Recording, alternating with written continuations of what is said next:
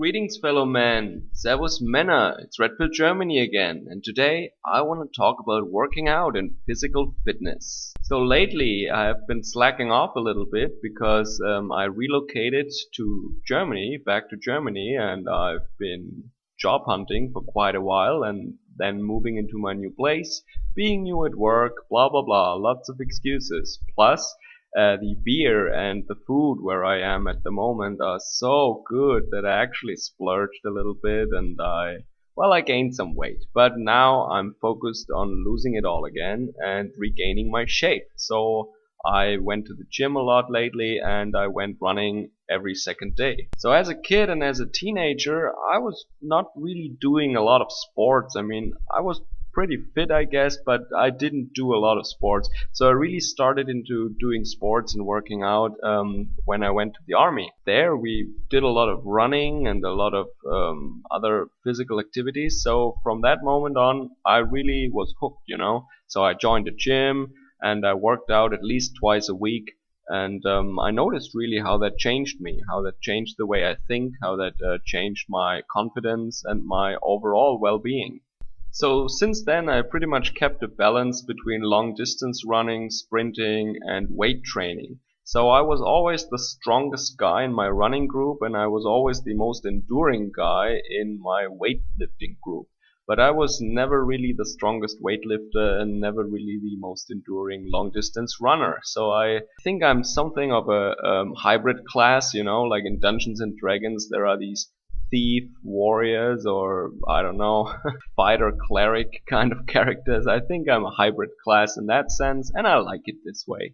So right now my goal is to get into ultra marathon shape again. There are a lot of cool mountain ultra runs in the south of Germany, and for next year my goal is to compete there. I did a lot of mountain runs in Japan already, and yeah, I really like that sport. It's a lot of action and you're outside in nature with beautiful sights and awesome courses, and you can make a lot of good friends there. But most of these ultra runners, they're really skinny and they're like skin and bones because every gram you have to carry. So I don't really want to be the best of them, and I like to keep a little bit of muscles. This is why I also do weight training. So again, hybrid class, right? So I will not win any ultra marathon, of course, but I do it for the fun, and meeting people and for my health, basically. So what is really the best feeling in the world, I think, is when you did a really hard workout and you come home, you take a shower and you prepare yourself some nice food and you just sit on the couch and listen to some music or watch a movie or something. This is really the best feeling when your body is really tired and you feel your muscles. That is really the greatest feeling. Plus, of course, the endorphins, right? I mean, it's pretty much like a drug, but it's a good kind of drug, I think. So at my new gym, I see a lot of young men whose goal is clearly to get fit really soon, to get big muscles to impress the girls. I mean, you can really see that. They're young guys and they're still maybe more skinny than they would like to be, and they want to get some muscles to look good naked, right? Now I normally do 2 or 3 effective hardcore workouts a week, and the rest is pretty much running. But these guys, I think, they go to the gym every day, it seems. They spend a lot of time there. I try to be out after 1 hour, like do a really intense workout with no breaks at all, and 1 hour and I'm out. But these guys, they're already sweating when I arrive, and they're still not done. They're still going when I leave already, and their workouts are not as intense as mine, and they're basically wasting a lot of time in the gym. That is my take on it, actually. I mean, this is how it looks like, how the situation presents itself to me. So maybe especially young people do not really think of their own lifetime as that precious. I mean, now that I have a 40-hour work week, which is not that much, of course, but still, when you have work to do, you get a much better feeling of what your time is actually worth. So I treat my personal time as much more valuable a resource as many young people do, of course. But maybe that's a mistake of them. Maybe they should also treat their time as a really scarce resource. Study a little bit more, invest a little more in their career, in their education, and do a more effective workout. I'm not saying don't go to the gym, but if you spend 3 hours a day at the gym, I don't know, that's not really effective and you lose a lot of lifetime there. And this is where I'm really grateful to my first instructor or trainer at the gym, really. So he was a really old guy and he was a bodybuilder kind of guy, and he won a lot of local strongman competitions and bodybuilding competitions. So he was like in a small town where I grew up, he was the local strong guy kind of. So he had a lot of good advice for me. For example, he said I should only be in the gym for 1 hour and then I should do a really effective workout and get the hell out again. And also he taught me a lot about nutrition, for example. So it was a really good thing that I started at a gym where there was some guy who actually knows what he's talking about. So now I don't need instructors anymore. I know what I'm doing, right? So actually amateur sports and general health and fitness of the population really changed in the last decades, really. I mean, now you see that the poorest, most uneducated people are generally also obese and fat, and people who are well off and who are educated, they also take care of their bodies much better. So you really see a separation there. And maybe it all goes back to what the ancient Greeks or the Romans believed, that a healthy body and a healthy mind kind of go together. And yeah, this is pretty much what you see in Western societies nowadays.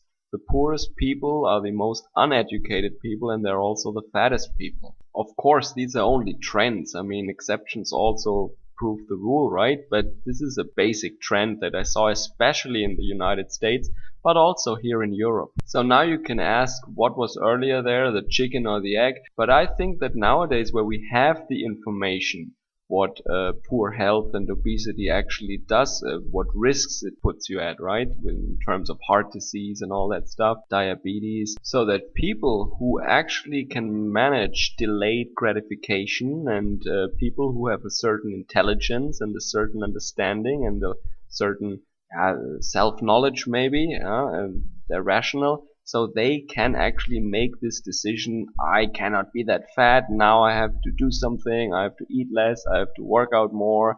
No more beers on the weekend. Something like that, right? I think you can really observe that in Western societies, that there are people who can pull it off and people who can't.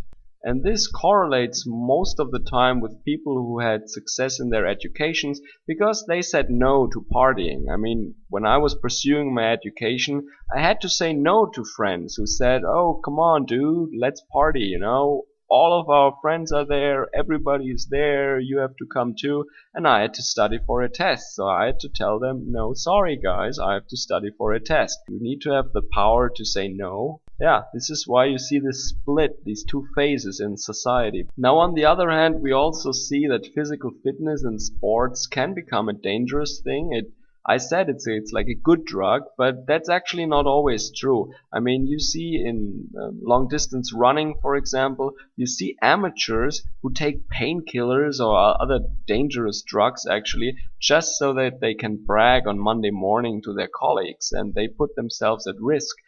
Just for their ego or in order to appear stronger than they actually are.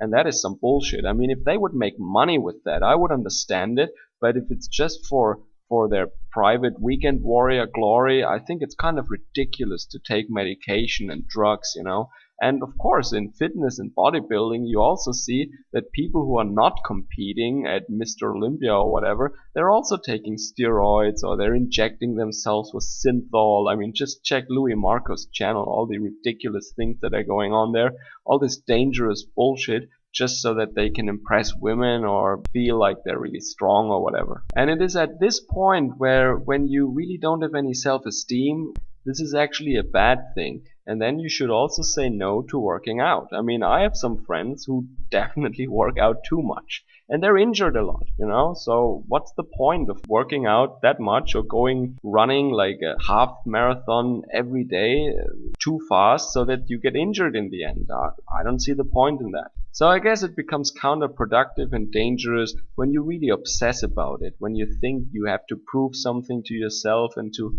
others and you take it a bit too far. And indications of that are normally that you get injured or that you neglect other duties. Like if you neglect your friends and your family too much and it just becomes unhealthy, yeah, that's a clear sign that you're actually obsessed about your sport. And you can obsess about anything, of course, but in terms of sports, especially with young men, I see this a lot. Or actually with middle-aged men a lot too, you know. So I think health and sports is important for every human being because you just feel better when you're healthy and when you can run and lift some stuff than if you're a weak, obese person. But especially for men, I think working out is really important because our muscles and our entire nervous system in the body is very important. A healthy personality and a healthy way of life in general, especially for men. And it's not just to impress women, as I said. Fuck that, you know? I mean, yeah, it helps, of course, but there are more important things, like health and like confidence.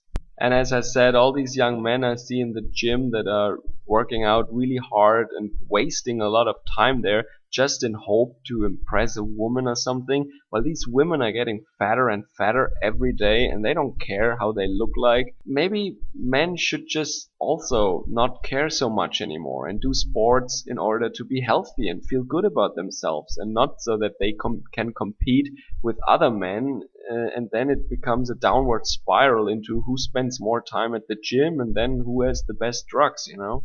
So the way it is in many areas of life, I think the balance is really important here. So you should of course have a healthy body, of course, work out, but also take care of your education and your mind at the same time. Don't let your mind starve, you know, because if you're really ripped and if you have six-pack abs, but if you're broke all the time or if you're just stupid, and yeah, that's also not so good, right? And when you're really intelligent, but you almost cannot walk anymore and your back hurts all the time, that kind of sucks, you know? And even when you take women entirely out of the equation, I mean, just for your own well-being, just focusing on one thing is not very good, I think.